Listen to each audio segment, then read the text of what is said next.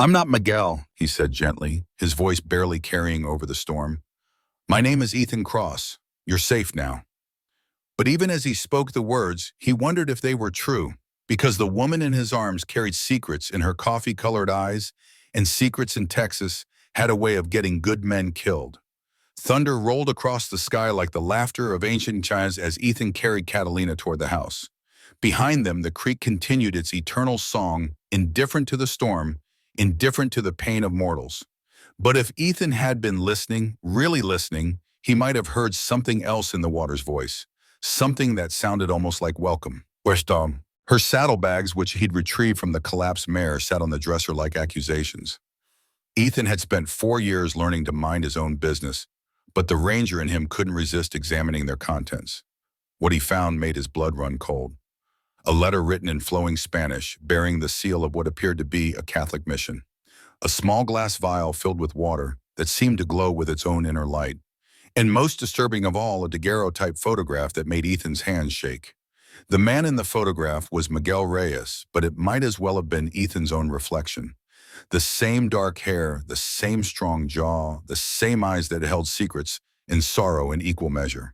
They could have been brothers, these two men separated by nationality and fate. "We were born under the same star," Catalina whispered from the bed, startling him from his thoughts. Inside the ranch house, Ethan moved with the efficient care of a man who'd tended wounds before. He laid Catalina on the bed in what had once been his and Sarah's room, then busied himself gathering supplies, clean cloth whiskey for disinfecting water heated on the wood-burning stove. The storm continued its assault on the windows, but inside the small bedroom, a different kind of tempest was brewing. Catalina had slipped back into unconsciousness, but she murmured constantly in Spanish words about water and danger, about someone named Don Alejandro, about a child who must be protected at all costs. As Ethan cleaned the cut on her forehead, a clean slice that spoke of a blade rather than accident, he studied her face in the lamplight. There was something hauntingly familiar about her features, something that went beyond mere beauty. It was as if he'd known her in dreams, or perhaps in another life entirely. The name hit him like a physical blow, bringing with it a flood of memories he'd thought safely buried. Miguel Reyes, his partner in the Texas Rangers. Miguel, who'd died in the same train robbery that had claimed Sarah and Lucy 4 years ago. Miguel, whose last words had been about protecting something precious, something he'd called agua sagrada, sacred water. The woman Catalina, he somehow knew her name would be Catalina, stirred in his arms. Her eyelids fluttered open, revealing eyes the color of strong coffee, and for a heartbeat they stared at each other in the storm-washed darkness. "Dios mío," she breathed, her hand rising to touch his face with trembling fingers. "Miguel, is it really you?" Ethan's world tilted on its axis. Standing there in the creek with this stranger in his arms, he understood that his life had just changed forever. Because when Catalina looked at him, she saw the face of a dead man, a man whose ghost had haunted Ethan's dreams for 4 long years. The storm came like God's own fury across the Texas panhandle, turning the drought-cracked earth into a canvas of mud and lightning. Ethan Cross stood on his porch watching the heavens unleash their long-held secrets upon Silver Springs Ranch. 4 years of drought had left his land gasping, and now the sky seemed intent on drowning what remained. Lightning split the darkness, illuminating the mesquite trees that bent like old men before the wind. In that brief electric moment, Ethan saw something that made him reach for the Winchester propped against the doorframe. A horse riderless stumbling toward his barn with the desperate gait of an animal pushed beyond endurance. "Easy now," he murmured, stepping into the rain. The droplets felt like cold bullets against his weathered face, each one a reminder of how long he'd been waiting for this storm to break. The horse, a beautiful bay mare with Mexican tackle, collapsed just short of the barn door. For months, he'd been waiting for the other shoe to drop, for some remaining piece of Vega's organization to resurface and threaten their hard-won peace. But it sounded like the corruption was finally being exposed to daylight, where it would wither and die. "And the sacred sites," he asked, "officially protected now?" The government man, Marshall Henderson, I think his name was, he understands that some places are too important to be bought and sold. Joseph's smile held a note of irony. Amazing how reasonable government officials become when they're looking at evidence of their predecessors' crimes. They talked late into the evening, sharing news and stories while the baby slept peacefully in his mother's arms. When Joseph and his warriors finally rode away, promising to return in a few weeks, Ethan and Catalina stood once more on their porch, listening to the eternal song of Silver Springs. "It's really over, isn't it?" Catalina said softly. "The fighting, the running, the fear that tomorrow would bring new enemies." "This part of it," Ethan agreed. "But there will always be men like Vega people who see sacred things and think only of profit. That's why guardians exist, to stand between greed and the things that can't be replaced. And you're ready for that responsibility." Ethan looked out at the land that had been in his family for 3 generations, thinking of all the generations yet to come who would drink from the sacred waters and find healing for their wounds. "We're ready," he corrected gently. "All of us, you, me, our son, and whoever else needs a place to call home." Catalina leaned against him, and together they watched the stars wheel overhead in their ancient patterns. Somewhere in the darkness, coyotes sang their wild songs to the moon. The creek continued its eternal conversation with the stones. And in the house behind them, the future slept peacefully, dreaming dreams that would one day grow into purposes worth fighting for. The water ran clear and strong, carrying its ancient gifts to all who approached with open hearts and clean hands. The guardianship had passed to worthy successors, and the sacred springs would flow free for another generation. Some truths were worth dying for, all truths were worth living for, and in the whispered song of Silver Springs, those who knew how to listen could hear the promise that love like water would always find a way. It was a good legacy to leave, better than land or money or any of the things most men fought to accumulate. "Do you ever miss it?" Catalina asked suddenly. "The old life when things were simpler?" Ethan considered the question seriously. "Sometimes, but simple isn't always better. Miguel taught me that through his journals, through his sacrifice, through bringing you into my life." He put his arm around her shoulders, drawing her close. "I'd rather have complicated and meaningful than simple and empty." From inside the house came the sound of approaching hoofbeats, and both of them tensed reflexively. But the riders who emerged from the darkness wore familiar faces. Joseph Running Bear and 2 of his warriors come for one of their periodic visits to check on the guardians of Silver Springs. "Welcome," Ethan called, stepping down from the porch to greet them. "There's coffee on the stove and a deer we just butchered if you're hungry." Joseph dismounted with the fluid grace of a man who'd spent his life in the saddle. "We bring news," he said, but his expression suggested it was good news rather than the warnings that had marked so many of their previous conversations.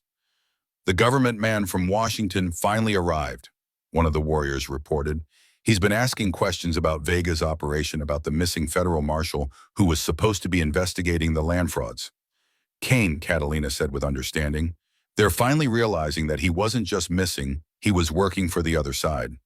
"More than that," Joseph continued. "They found evidence in Vega's papers, documents that implicate dozens of territorial officials in the conspiracy. There's going to be a full investigation, possibly congressional hearings." Ethan felt a weight lift from his shoulders. The creek that gave the ranch its name still flowed clear and strong, its voice a constant reminder of deeper mysteries and ancient promises. "Any word from Joseph?" Ethan asked. "He sent a message last week. Vega's operation has collapsed completely. Seems he lost interest in land acquisition after Kane disappeared. Most of his holdings are being sold off to pay debts." Catalina's smile held a note of satisfaction. Amazing how quickly an empire can crumble when it's built on the wrong foundation. "And the other springs protected. Joseph and his people have taken up the guardianship, making sure the old ways are remembered and honored." She looked down at their sleeping son. "Miguel Francisco will learn those ways too when he's old enough. Some responsibilities pass from generation to generation." Ethan nodded, understanding that their child would grow up with knowledge of both worlds, the practical and the mystical, the civilized and the wild. Epilogue. 6 months later. The new house at Silver Springs Ranch was larger than the old one, built with rooms enough for the growing family that called it home. Ethan stood on the front porch watching the sunset paint the Texas sky in shades of gold and crimson, listening to the sound of laughter from inside. Catalina emerged from the house, their son, Miguel Francisco Cross, sleeping peacefully in her arms. The child had been born 2 months ago, healthy and strong, with his father's dark eyes and his mother's stubborn chin. "He's beautiful," Ethan said softly, still marveling at the perfect tiny fingers, the way the baby's face relaxed completely in sleep. "He's going to be a handful," Catalina replied with a smile. "I can already tell he has the Cross stubbornness and the Reyes determination." God help us all. They stood together in comfortable silence, watching the stars emerge in the darkening sky. Silver Springs and all the others connected to the network. They will flow clean and pure as they always have, Joseph replied. But their healing power will be diminished, enough to help those in true need, but not enough to grant the kind of dominion that Vega sought. Ethan found himself thinking of his ranch of the Clear Creek that had sustained his family for generations. It would still be there when he returned, still offering its quiet gifts to any who approached with respect and gratitude. And Vega himself, he asked. Without Cain, without proof that the sacred waters even exist, he becomes just another rich man with an obsession for something he can never possess. Joseph's smile was grim but satisfied, the kind of man who usually destroys himself given enough time. As they prepared to leave Mesa Sagrada, Ethan took one last look at the sacred pool. In its depths, he thought he saw faces Padre Francisco Miguel, perhaps other guardians who had given their lives over the centuries to protect this place. They seemed to be at peace, and somehow he knew that their sacrifice had meaning beyond anything gold or power could provide. "Ready?" Catalina asked, her hand finding his as they walked toward their horses. "More than ready." Ethan squeezed her fingers gently. "Time to go home and build something new." As they rode down from the sacred mountain, the sun climbed higher into a sky that seemed somehow cleaner, more pure than it had before. Behind them, Mesa Sagrada stood eternal watch over its secrets, and the sacred waters flowed on, as they had for 1,000 years, carrying healing and hope to all who knew how to listen for their whispered song. "The mountain!" Joseph Running Bear shouted over the growing roar. "She wakes to defend herself." Cain's men were panicking now, their professional discipline cracking in the face of forces they couldn't understand or fight. Several of them had already started running for the trail, abandoning their employer to whatever fate awaited him. But Cain himself stood transfixed by the light, his face twisted with rage and disbelief. "It's just water," he screamed. "Just goddamn water." The light pulsed once more, then began to fade. When Ethan's vision cleared, he saw that the sacred pool had changed. Where once the water had been clear as crystal, now it showed depths that seemed to extend forever, not down, but inward, as if the spring had become a window into other dimensions entirely. And Padre Francisco was gone. "Is it finished?" Catalina asked, her voice hushed with awe and sorrow. Before anyone could answer, Cain raised his rifle one final time. "If I can't have it, nobody can." He aimed not at any person, but at the heart of the sacred pool itself. The shot rang out across the valley, but it wasn't Cain's rifle that had fired. Joseph Running Bear lowered his own weapon, smoke curling from its barrel as Cain toppled forward into the sacred waters. The pool accepted the body with a sound like a sigh, and for a moment the depths glowed red. Then the light faded entirely, leaving only clear, ordinary-looking water that reflected the morning sky like a mirror. "It is done," Joseph said solemnly. "The springs are sealed. No man will be able to corrupt their power for as long as the mountains stand." Ethan looked around the valley, counting the cost of their victory. 3 Apache warriors dead, Padre Francisco sacrificed to power the ritual, and perhaps 24 of Cain's men scattered to the four winds. The price had been high, but the sacred waters were safe. "What about the other springs?" Catalina asked. Gunfire erupted from positions all around the valley's rim as his men poured down into the sacred space with the tactical precision of experienced soldiers. Ethan found himself fighting for his life, working the Winchester's lever action as fast as his hands could move. Mayan, Catalina's rifle, spoke with deadly accuracy, each shot carefully placed to maximum effect. The Apache warriors seemed to be everywhere at once, appearing from concealment to strike, and then fading back into the rocks like vengeful spirits. But they were being overwhelmed. For every one of Cain's men they dropped, 2 more seemed to take his place. And worse, some of the attackers had reached positions where they could fire directly at Padre Francisco as he continued his ritual by the sacred pool. "Protect the priest," Ethan shouted. But even as he spoke, he saw Cain himself appear at the valley's edge, a rifle in his hands and murder in his eyes. The shot that followed seemed to echo forever. Padre Francisco staggered, crimson spreading across his brown robes, but somehow he remained standing. The chanting continued, growing more urgent now, as if the old priest knew his time was running out. "The water," he called to Catalina, his voice growing weak. "Pour it into the pool. The ritual must be completed." Catalina broke from cover, running toward the sacred spring with Kane's bullets kicking up dirt around her feet. Ethan laid down, covering fire, burning through his remaining ammunition in a desperate attempt to keep the killers away from her. She reached the pool just as Kane appeared at the far edge, his rifle trained on her heart. "Stop right there, Senora. Step away from the water." "No," Catalina said simply, and poured Miguel's vial into the heart spring. The effect was immediate and spectacular. The water erupted in a column of light that seemed to reach toward the heavens themselves. The very air began to sing with power, and every person in the valley, attacker and defender alike, felt something fundamental shift in the world around them. Kane fired, but his bullets seemed to bend away from Catalina, as if the light itself were protecting her. He fired again with the same impossible result. "What the hell?" he began, but his words were cut off as the ground beneath his feet began to tremble. Padre Francisco raised his arms toward the sky, his voice carrying clearly despite his wounds. "Spirits of the sacred waters, guardians of the ancient ways, I offer my life freely to seal these springs against those who would defile them. Let my blood mingle with the blessed waters. Let my spirit join with the eternal watch." The old priest stepped forward into the pool, and as the sacred waters closed over his head, the light intensified until it was almost too bright to look at. The trembling in the earth grew stronger, and cracks began to appear in the valley walls. "Then we better make sure he doesn't," Ethan said grimly, taking position behind a boulder that commanded a good view of the most likely approach routes. Catalina had found her own defensive position, her rifle steady despite her condition. "How long do you need?" she called to the priest. "The old ways cannot be rushed." Padre Francisco replied, already beginning to chant in a language that predated European arrival by centuries. "The spirits must be properly invoked. The pool of water must recognize the sacrifice." The first shots rang out as Kane's men reached the rim of the valley and opened fire from concealed positions. Bullets chipped fragments from the ancient stones, and Ethan found himself thinking of all the other battles that had been fought in this place over the centuries. Apache defending their sacred sites from Spanish conquistadors, Mexican soldiers holding the line against American expansion, countless smaller conflicts between those who would protect and those who would possess. "Stay low," he called to Catalina, then began returning fire with careful, measured shots. Each bullet had to count. They didn't have ammunition to waste on suppressing fire. One of Kane's men had found a route up the north face of the mesa and was working his way toward a position that would give him a clear shot at Padre Francisco. Ethan tracked him through his rifle sights, waiting for the perfect moment. The Winchester barked, and the climber tumbled backward into empty space, his scream echoing off the canyon walls.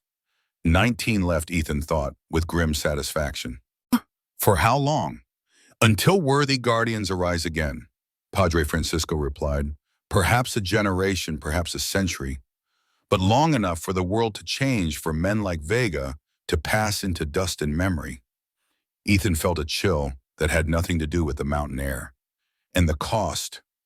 The old priest's eyes met his with perfect understanding and infinite sadness. "The current guardians must give their lives to power the sealing. Their sacrifice becomes part of the protection, their spirits joining with the water itself to stand eternal watch." Before anyone could respond to this sobering revelation, the sound of approaching horses echoed from the trail below.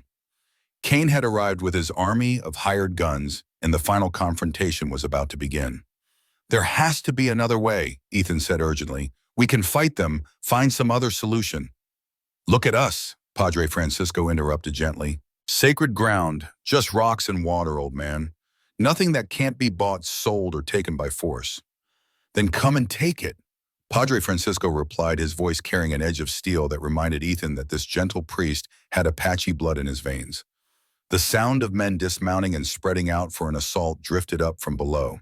Kane was being smart about this, no direct frontal attack up a well-defended trail.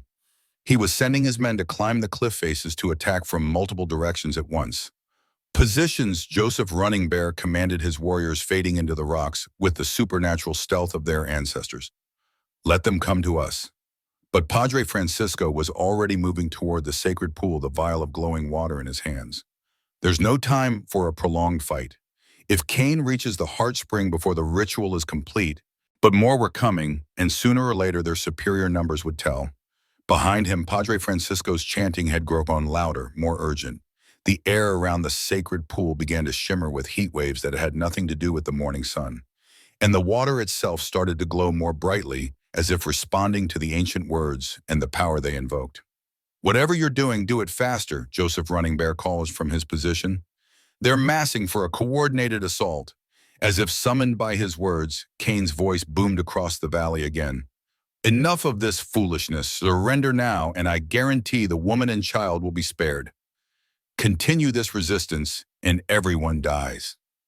"Everyone dies anyway," Catalina called back, her voice ringing with defiance. "The only retry JN continue edit question is whether we die with honor or on our knees."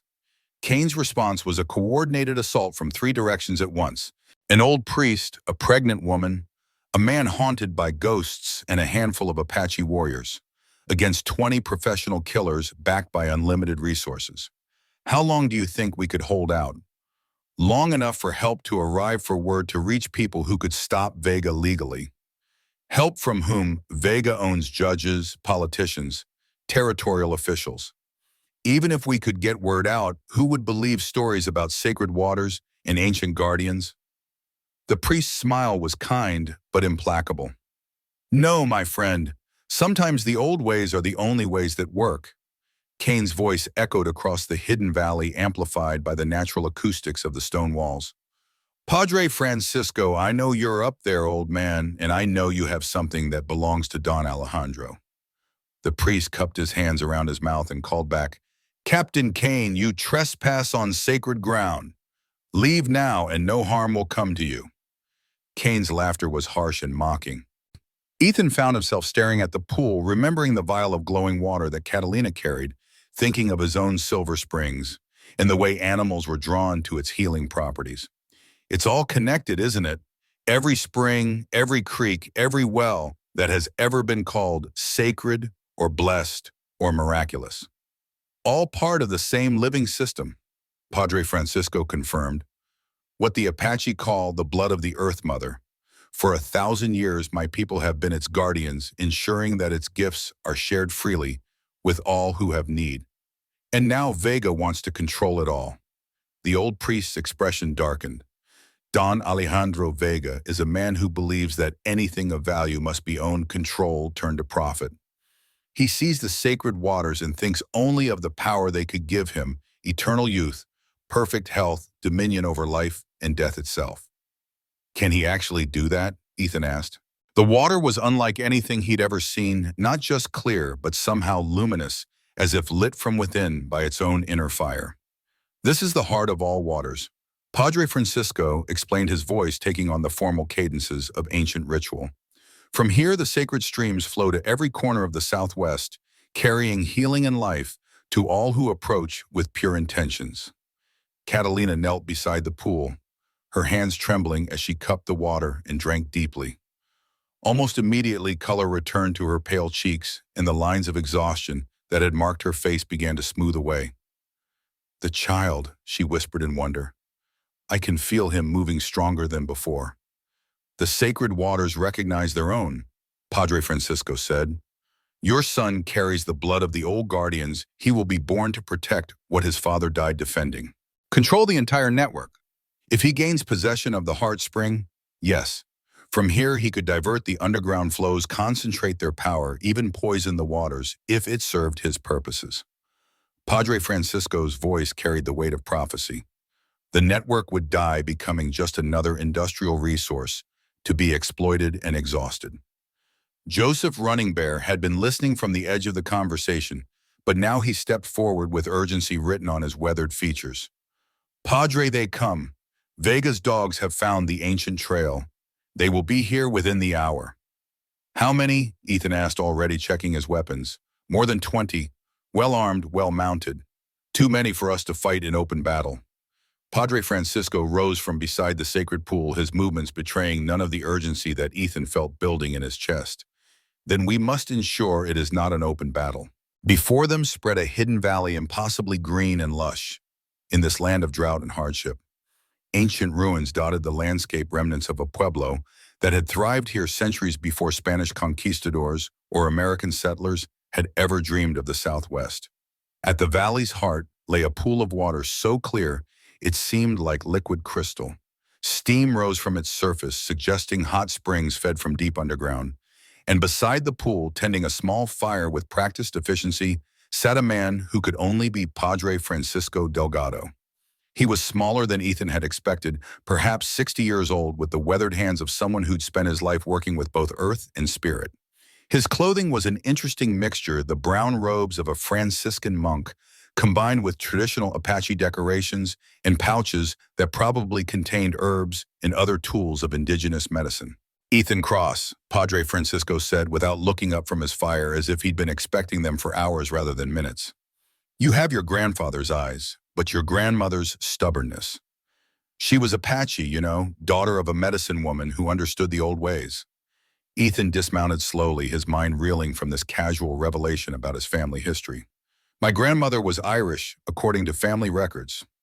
"Family records lie when the truth is inconvenient," Padre Francisco replied with a gentle smile. "Your grandfather loved her enough to create a new story, one that would protect her from those who would harm her for her blood. But the water remembers even when humans forget." He gestured toward the sacred pool. "Come, both of you. You've traveled far, and there is much to discuss before our enemies arrive." As they approached the spring, Ethan felt a strange tingling in the air, as if the very atmosphere were charged with unseen energy. "What are you saying, Catalina?" "I'm saying that Miguel is gone and Sarah is gone, but we're still here. We're still alive, still capable of choosing love over fear, hope over despair." She reached out her fingers, finding his in the darkness. "I'm saying that maybe Gult or fate, or whatever force guides these things, brought us together for more than just fighting Don Alejandro Vega." Ethan felt something shift in his chest walls that had been carefully constructed over 4 years of grief beginning to crack and crumble. "You're carrying Miguel's child." "I'm carrying the child of a man I loved deeply who died protecting what he believed in. But that child will need a father, and I—" Her voice faltered for a moment before finding strength again. "I don't want to raise him alone, Ethan. I don't want to face the future alone."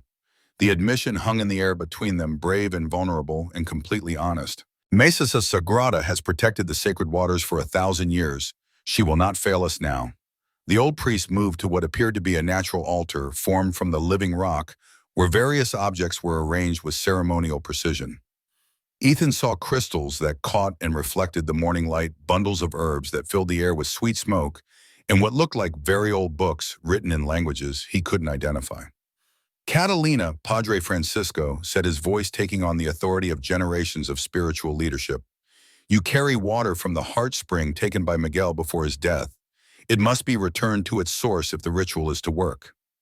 "What ritual?" Ethan demanded, but Catalina was already reaching for the vial, understanding flickering in her dark eyes. "The closing of the ways," she said softly. "Miguel wrote about it in his journal, an ancient ceremony that concealed the sacred waters against those who would defile them." "The same way he knows the rain will fall before the clouds gather," Joseph replied, with a slight smile. "Some knowledge comes from watching. Some knowledge comes from listening to voices that speak without words." He gestured toward the mesa that loomed in the northern darkness, its flat top barely visible against the star-filled sky. "We must ride hard now. Vega's dogs have picked up your trail. They will reach this valley before sunrise." As if summoned by his words, the distant sound of pursuing horses drifted across the night air. Cain had found their path faster than expected, and he was coming with enough men to ensure that this time there would be no escape. "How many?" Ethan asked, already moving toward his horse. "Too many for fighting, not enough to make hiding impossible," Joseph replied cryptically. "But Mesa Sagrada has protected the people for 1,000 years. Its guardian spirits do not look kindly on those who would defile the sacred waters." They mounted quickly, following Joseph and his warriors up a trail that seemed to exist more in memory than reality. Behind them, the sounds of pursuit grew closer.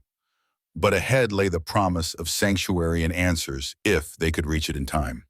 As they climbed toward Mesa Sagrada, Ethan found himself thinking about the conversation he and Catalina had shared by the creek. Whatever happened in the hours ahead, something fundamental had changed between them. They were no longer just allies in a common cause. They were two people who'd found something worth fighting for beyond mere survival. The sacred mountain loomed ahead, dark and mysterious, against the star-filled sky, And somewhere in its heights, an old priest waited with knowledge that might save them all, or damn them to a fate worse than death. The race against time and treachery had begun in earnest, and the stakes had never been higher. She gestured toward the north where Mesa Sagrada waited in the darkness. And you control everything, Ethan finished. They sat by the creek in comfortable silence, sharing a simple meal of jerky and hardtack while their horses grazed nearby. Above them, the stars wheeled in their ancient patterns, indifferent to the small dramas of mortal men, but somehow reassuring in their constancy. Ethan, Catalina's voice was soft, hesitant. When this is over, if we survive it, what will you do? I don't know, he admitted. The ranch will need rebuilding, but I'm not sure it will ever feel like home again. Too many ghosts, too many memories. Maybe that's not such a bad thing. Maybe it's time to make new memories. Something in her tone made him look at her more closely. In the starlight, her face was luminous, beautiful in a way that had nothing to do with conventional prettiness and everything to do with inner strength and courage. Mesa Sagrada rose from the desert floor like a cathedral built by gods, its sheer walls gleaming silver in the pre-dawn light. Joseph Running Bear led them up a hidden trail that seemed to defy gravity, switchbacking across cliff faces that would have challenged mountain goats. Behind them, the sound of pursuit had faded, but Ethan knew Kane's men were still coming. They were just taking the longer, more obvious road. Almost there, Joseph called back, his voice barely audible over the wind that moaned through the ancient stone formations. Padre Francisco waits at the Heart Spring. Catalina swayed in her saddle, exhaustion and pregnancy taking their toll after the brutal night ride.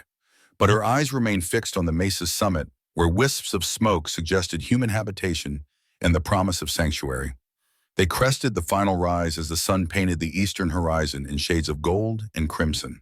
As they drew closer, Ethan could make out details: painted horses, traditional dress weapons that included both rifles and war lances.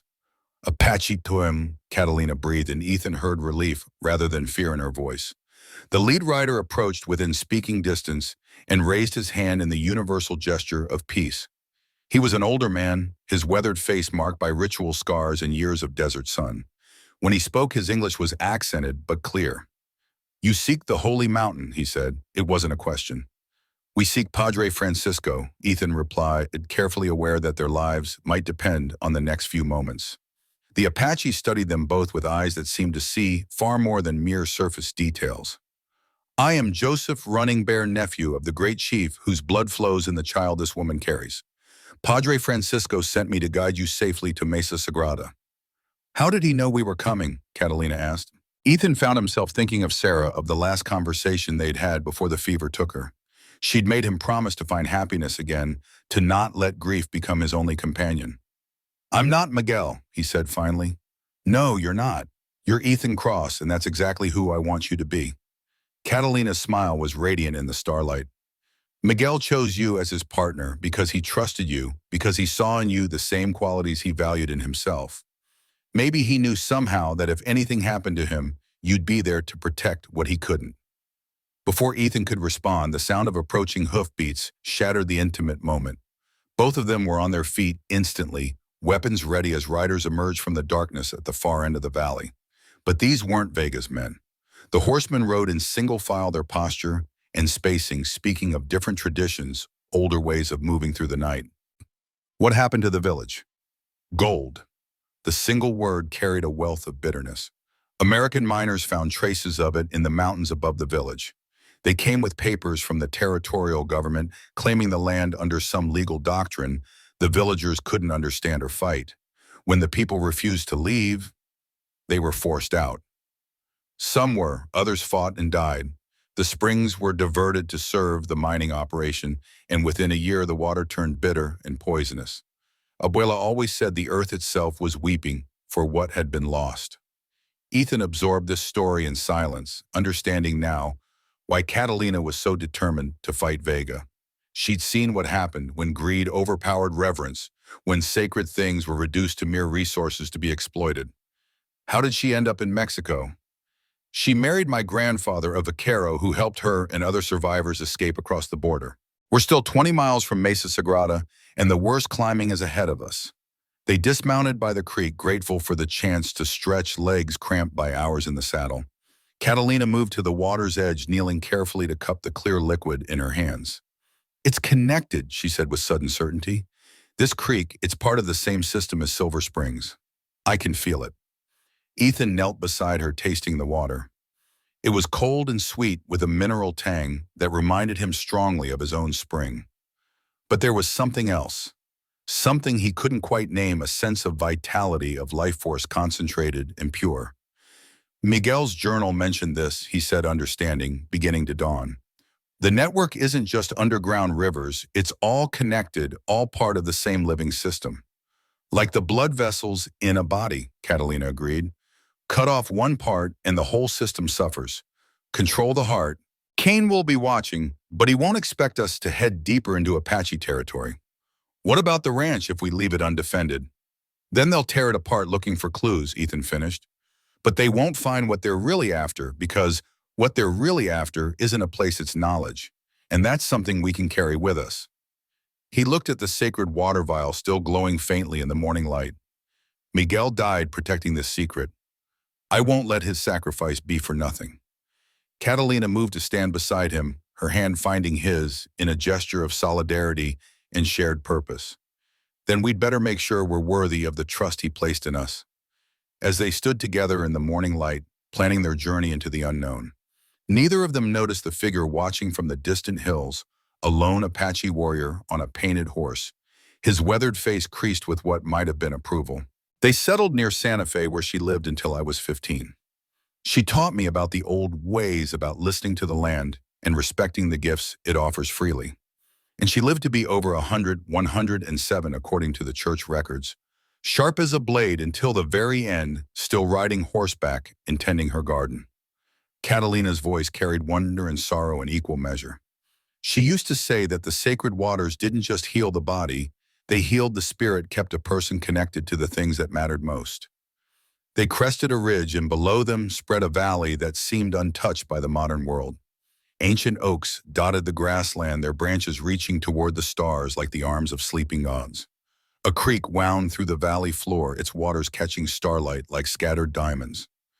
We'll rest here, Ethan decided. Let the horses drink and graze. In the starlight, it looked peaceful, almost idyllic.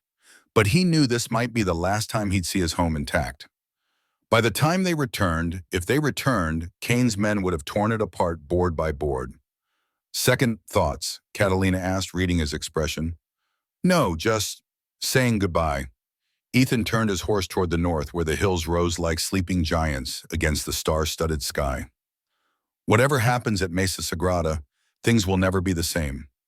They rode in comfortable silence for the first hour, letting their horses find their own pace across the broken terrain. The moon was dark, giving them the cover they needed, but making navigation treacherous. Ethan relied on instincts honed during years of ranging, reading the landscape by starlight and the feel of the wind. It was Catalina who broke the silence, her voice soft in the darkness. Ethan, why didn't you remarry?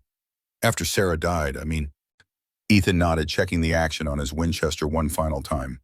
They'd be traveling light, 2 horses, minimal supplies, relying on speed and stealth rather than firepower.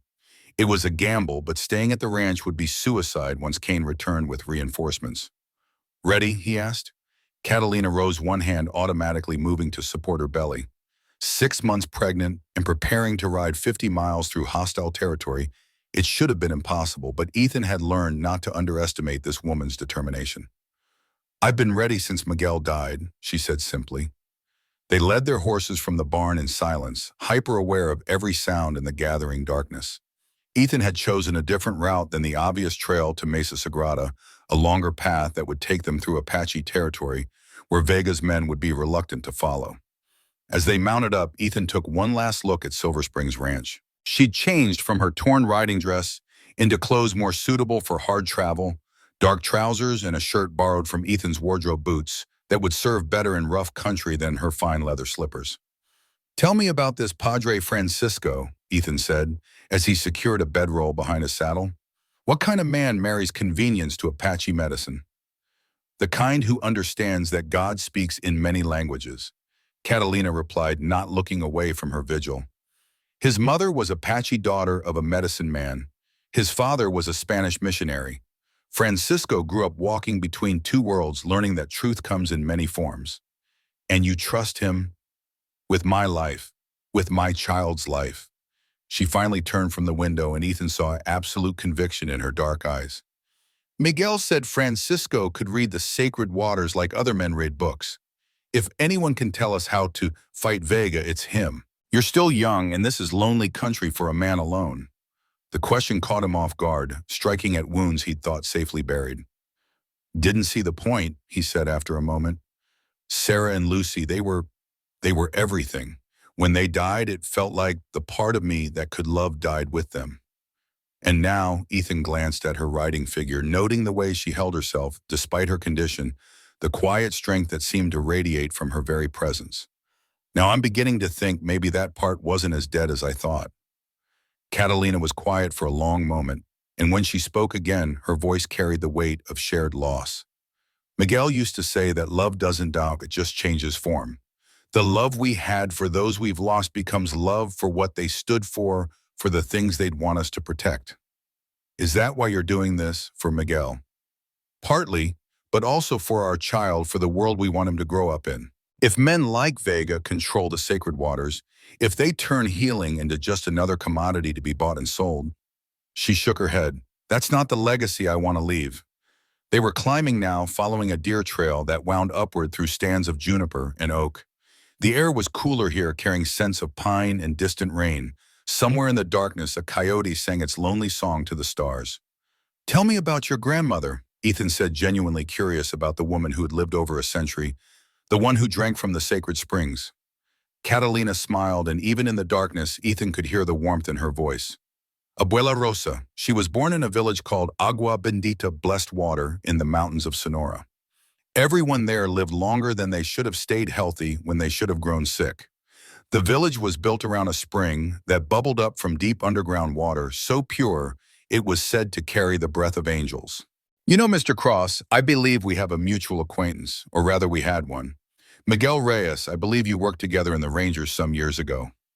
The memory clicked into place like the cylinder of a revolver falling into alignment. James Kane, the Union Army captain, who'd gone bad after the war, selling his services to the highest bidder. Miguel had mentioned him in dispatches, always in connection with suspicious activities along the border.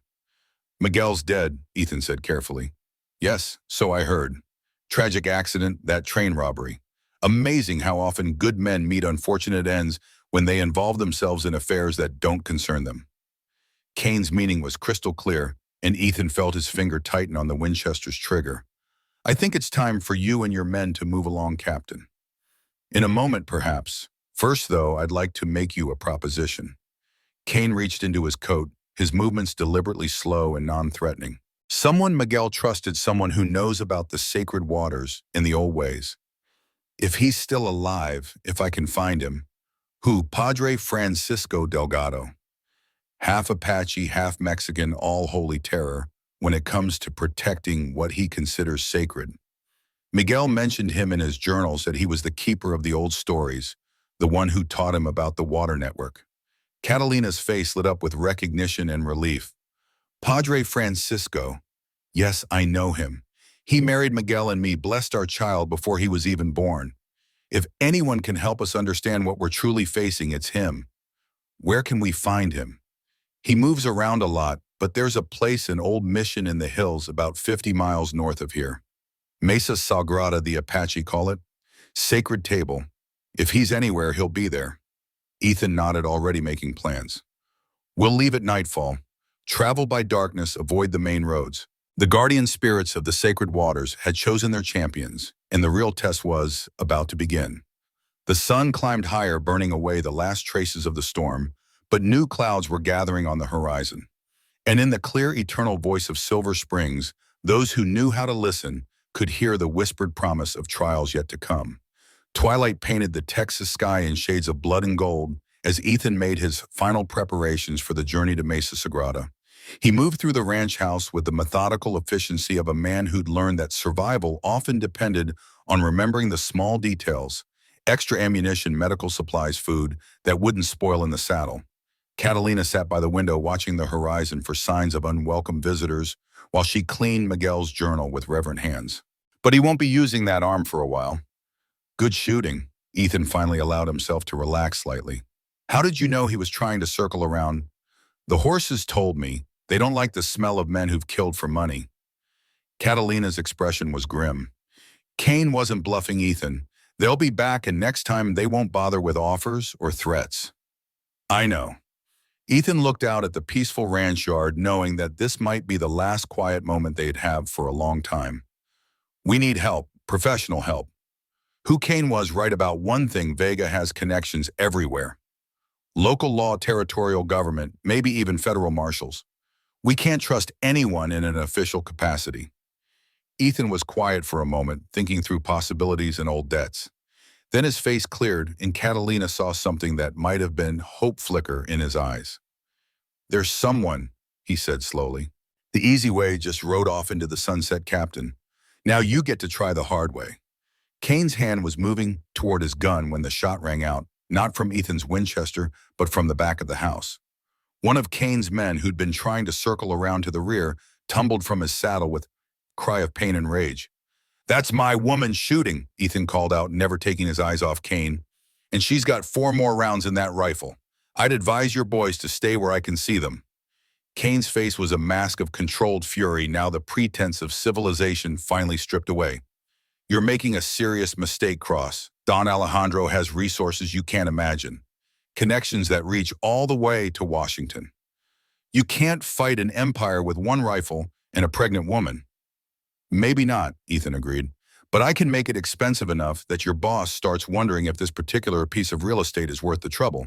Don Alejandro is always interested in acquiring quality land, particularly land with reliable water sources. He's authorized me to make you a very generous offer for Silver Springs Ranch. Kane held out a leather document case. Enough money to buy a dozen ranches in more civilized parts of the country. All you have to do is sign a few papers and ride away. Simple as that. And if I'm not interested in selling, Kane's expression didn't change, but something cold flickered in his eyes. Well, then we'd have to explore other options. You see, Mr. Cross, Don Alejandro is a very determined man. When he wants something, he tends to get it one way or another. Is that a threat, Captain? Merely an observation. This is dangerous country after all. Accidents happen. Raiders strike isolated ranches. Men disappear without a trace. Kane's smile was razor thin now. Of course, such unfortunate events are much less likely to occur when local landowners are cooperative. With that kind of power, a man could live for centuries, could build an empire that would span generations, could reshape the very course of history. And he's coming here, Ethan said. Soon. Miguel's sources said Vega was planning to move against Silver Springs before the end of summer. That was 3 months ago. Catalina's hand moved protectively to her belly. He's probably already on his way. As if summoned by her words, the sound of approaching hoofbeats drifted through the morning air. Ethan moved to the window, his hand instinctively finding the grip of his Colt revolver. In the distance, a dust cloud was rising from the direction of the main road riders, moving fast and with purpose. Company, he said grimly, counting the approaching figures. 6 men well-armed, riding like they owned the territory. Catalina moved to stand beside him, her face pale but determined. It's them. It has to be. Maybe. Or maybe it's just travelers looking for water after the storm. But Kane's smile was as cold as winter moonlight. Straight to the point. I respect that in a man. We're looking for a woman Mexican with child traveling alone. She's wanted in connection with the theft of certain valuable documents. We have reason to believe she might have sought shelter here during last night's storm. Haven't seen anyone matching that description, Ethan lied smoothly. But you're welcome to water your horses at the creek before you move on. How generous. Kane's eyes were scanning the ranch yard, noting details with the sharp attention of a predator. Beautiful property you have here, Mr. Cross. That creek of yours, Silver Springs, isn't it quite remarkable how it keeps flowing even in drought years? Good groundwater, Ethan replied, but warning bells were ringing in his mind. Kane knew too much, was too interested in the wrong things. Yes, I'm sure that's all it is. Kane's smile widened, revealing teeth that seemed too sharp for a human mouth. For a long moment, the 2 men stared at each other across the ranch yard, weighing odds and possibilities.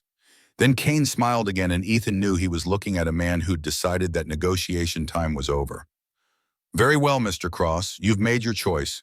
But don't say you weren't warned. Kane began backing toward his horse, his movements careful and controlled. "We'll be seeing you again soon. Very soon." "I'll be here," Ethan replied. "And Captain, next time you come calling, you better bring more men." Kane's laughter was like the sound of breaking glass. "Oh, we will, Mr. Cross. We most certainly will." The hired guns mounted up and rode away, leaving only dust and the promise of violence hanging in the morning air. Ethan didn't lower his rifle until they disappeared completely over the horizon, and even then he kept it close at hand. Catalina emerged from the back of the house, her own rifle still at the ready. "The one I shot will live," she reported. But even as Ethan spoke the words, he was checking his weapons, his mind shifting into the tactical patterns that had kept him alive through a dozen dangerous situations. The riders were close enough now for details to emerge. Professional posture in the saddle, quality horses, weapons carried with the casual competence of men who use them for a living. These weren't drifters or cowboys. These were hired guns, the kind of men who sold their skills to the highest bidder and didn't ask uncomfortable questions about their employer's methods. "Get to the back room," Ethan told Catalina. "There's a rifle in the cabinet and a window that looks out on the creek. If things go bad, you run for the water and don't look back. I won't leave you to face them alone." "You will if I tell you to," Ethan said, his voice carrying the quiet authority of a man accustomed to being obeyed in dangerous situations. "Your child's life depends on it." Ethan had heard enough. His Winchester came up in a smooth motion, the barrel centering on Kane's chest. Around the yard, he could hear the distinctive sounds of weapons being drawn as Kane's men responded to the escalating tension. "Here's my counter-proposal, Captain," Ethan said, his voice deadly quiet. "You and your men have exactly 1 minute to get off my land. After that, I start shooting trespassers." Kane raised his hands in a gesture of mock surrender, but his eyes were calculating, measuring distances and angles. Now, Mr. Cross, there's no need for unpleasantness. We're all civilized men here." "Civilized men don't threaten women and children," Ethan replied.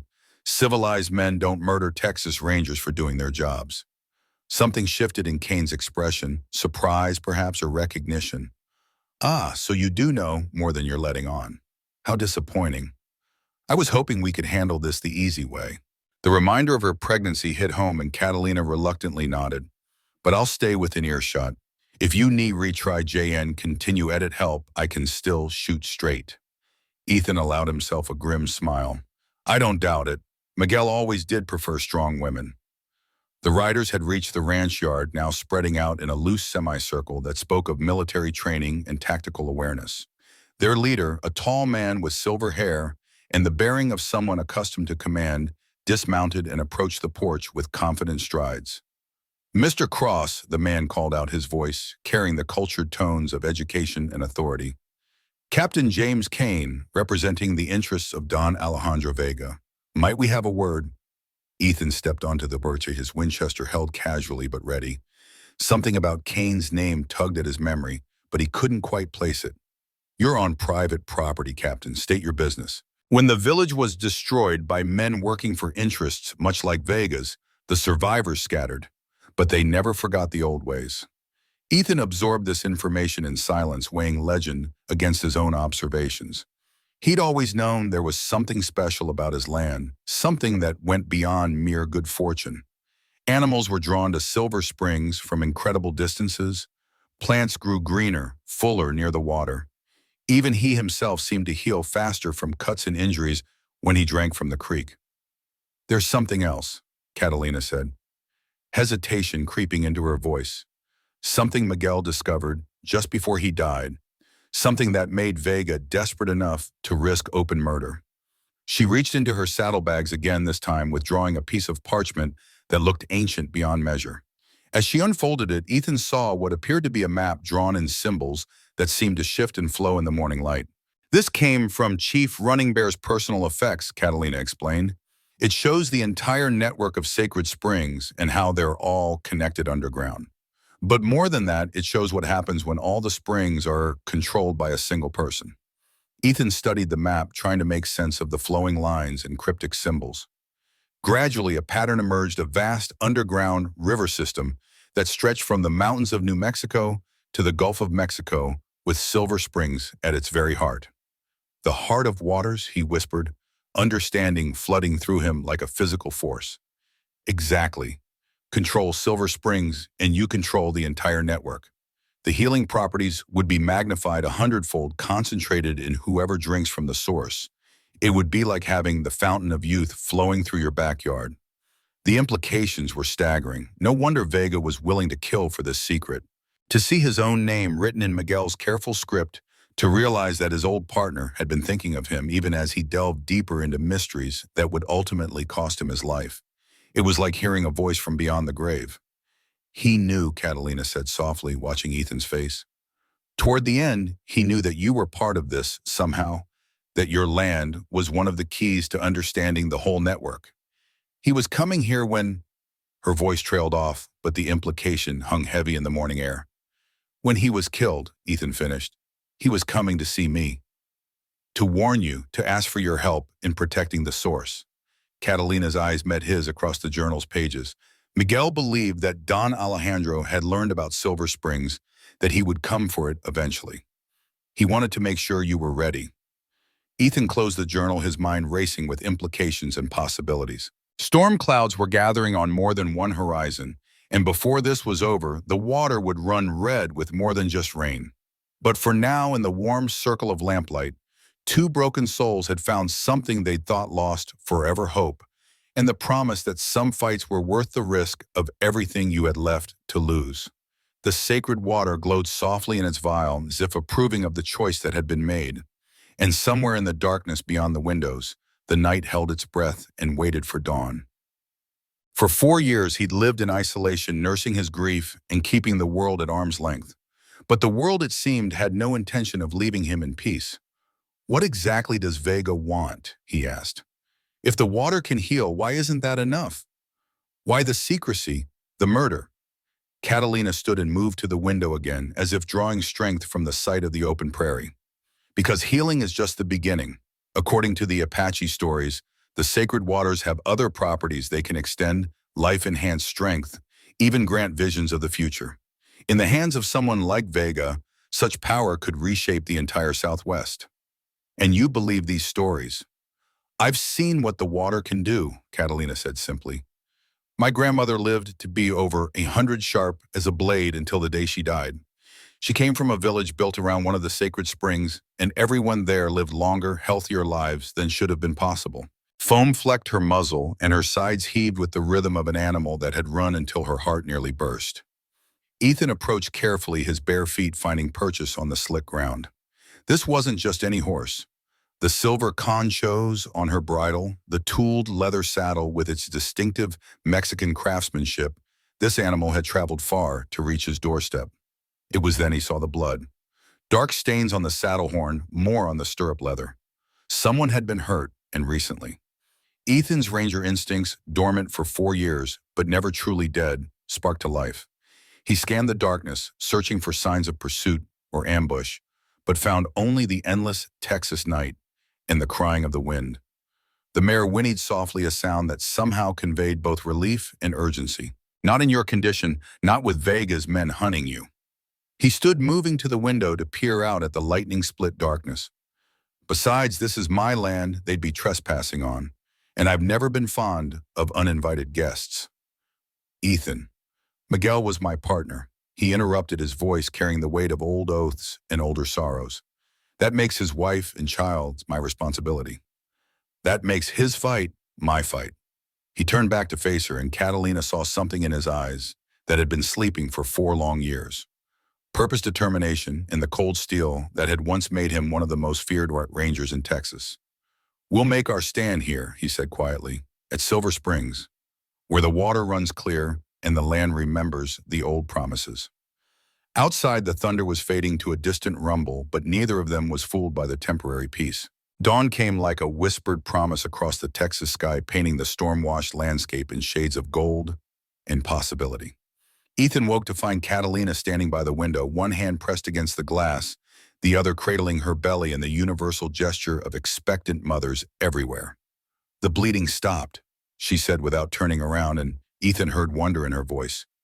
During the night, it just stopped, and the baby moved, really moved for the first time in weeks. Ethan rose from the chair where he'd kept vigil through the night, his back protesting the awkward sleeping position. Maybe it was just the rest getting out of the saddle. But even as he spoke the words, his eyes went to the vial of sacred water on the nightstand. The glow had faded with the coming of day, but he could swear the level had dropped slightly, as if some of the water had somehow found its way into the woman who needed its healing touch. The barn needed repairs. Several fence posts had been knocked down by the wind, and the creek that gave the place its name looked impossibly modest to be the source of so much mystery and danger. "Tell me about Miguel," Ethan said finally. "Tell me about the man who wore my face." Catalina's expression softened, and she moved to sit on the edge of the bed. "He was like you in many ways, quiet, thoughtful, but with steel underneath. He believed in justice and protecting those who couldn't protect themselves. That's what drew him to the Rangers, and that's what got him killed."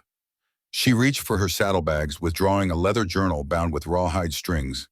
He kept detailed notes about everything he discovered, the locations of the sacred springs, the Apache stories about their origins, the network of underground rivers that connects them all. Ethan accepted the journal with reverent hands, feeling the weight of secrets and sacrifice in its weathered pages. As he opened it, Miguel's careful handwriting seemed to speak across the years, telling a story that went far beyond simple law enforcement. Day one, Chief Running Bear spoke today of the old times when his people were guardians of the sacred waters. He says the springs are not just sources of healing, but tests that the water gives its gifts only to those whose hearts are pure, whose intentions are selfless. Day 7 found evidence that Don Alejandro Vega has been systematically poisoning smaller water sources, forcing ranchers to sell their land cheaply. But this isn't just about profit. He's searching for something specific, something the Apache call El Corazón de las Aguas. Day 15 breakthrough.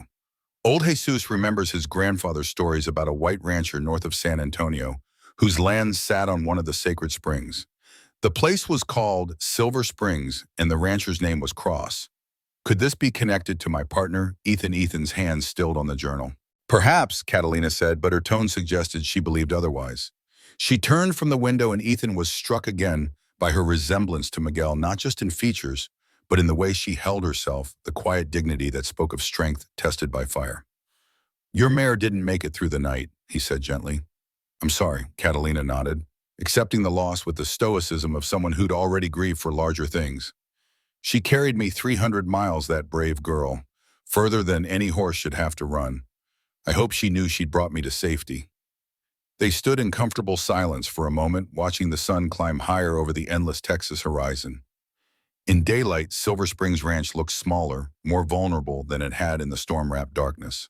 He was murdered because he discovered something that powerful men would kill to possess. She reached for the glowing vial with reverent hands. Agua Sagrada, sacred water from the heart of the earth itself. Miguel found the source, learned its secrets from the old Apache medicine man. But Don Alejandro Vega learned of it too, and he wants to control it, to use its power for his own ends. Ethan stared at the vial, his mind reeling. He'd always known there was something special about Silver Springs, something that couldn't be explained by geology or groundwater tables. Even in the worst drought years, his creek never ran dry. Animals came from miles around to drink from it, and they always seemed healthier afterward, their coats shinier, their wounds healing faster than nature should allow. "What kind of power?" he asked, though he suspected he already knew the answer. "The power to heal," Catalina said simply. "To cure sickness, to mend broken bodies, perhaps even to extend life itself."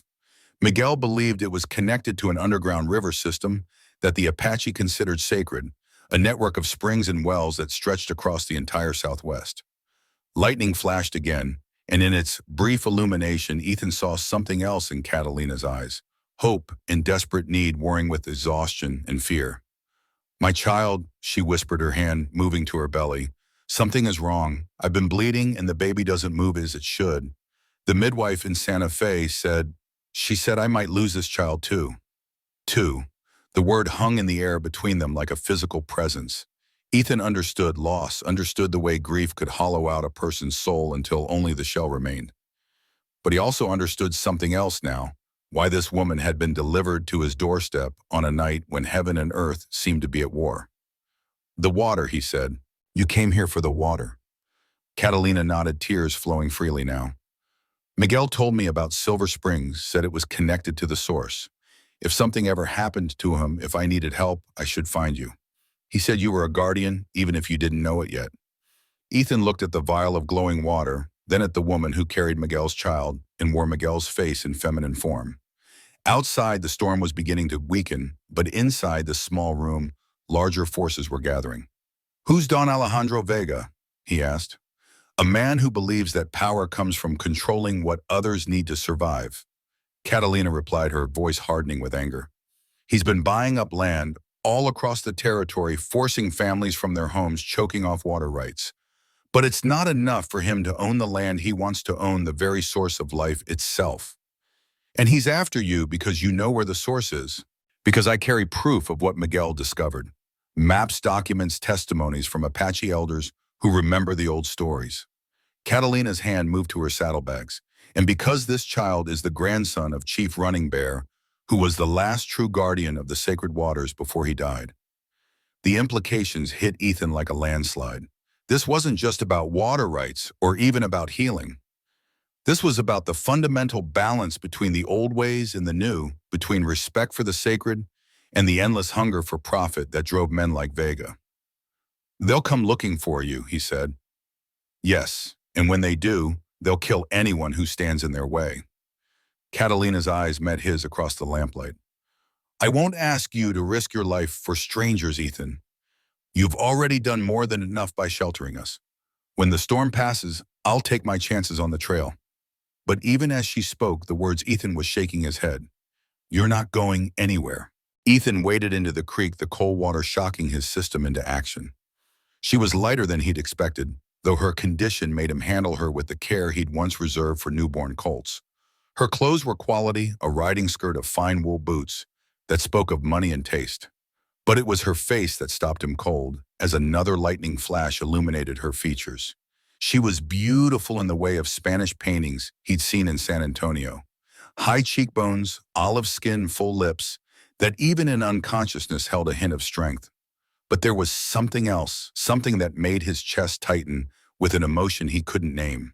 She looked like she belonged to this wild country, as if the storm had conjured her from his deepest longings and delivered her to his doorstep. Miguel, she whispered without opening her eyes, her voice barely audible above the thunder. Miguel, they found us. Ethan's hand stilled. Miguel. Her eyes were open now, lucid but filled with a pain that had nothing to do with her physical wounds. That's what Padre Francisco said when he first saw you both together. Two sides of the same soul, destined to guard the same sacred trust. I don't understand, Ethan said, though part of him, the part that had always felt incomplete since Miguel's death, understood perfectly. Catalina struggled to sit up, one hand protectively cradling her belly. Miguel spoke of you often, Ethan Cross, his partner, his brother in all but blood. He said you were the only white man who truly understood the old ways, who listened when the land spoke. Miguel's dead, Ethan said flatly, the words tasting like ashes in his mouth. Died 4 years ago in a train robbery outside El Paso. See, I know. I was his wife. Catalina's voice broke on the last word, and Ethan saw tears trace silver paths down her cheeks. But his death was no accident, Ethan. She turned her great head toward the creek that gave his ranch its name, Silver Springs, where the water ran even in the driest seasons, fed by underground sources his grandfather had never fully understood. That's where he found her. Catalina lay half submerged in the shallow creek, her dark hair streaming around her face like black silk. The water, normally crystal clear, swirled pink with her blood. She was unconscious but breathing, and obviously with child perhaps 6 months along by Ethan's inexperienced estimation. For a moment that stretched like eternity, Ethan froze. The sight of her there, vulnerable and bleeding, brought back memories he'd spent 4 years trying to bury. Sarah lying in their bed after the fever took her. Little Lucy, no bigger than a whisper, growing cold in his arms. The women in his life had a way of slipping through his fingers like water through cupped palms. But this one was still breathing.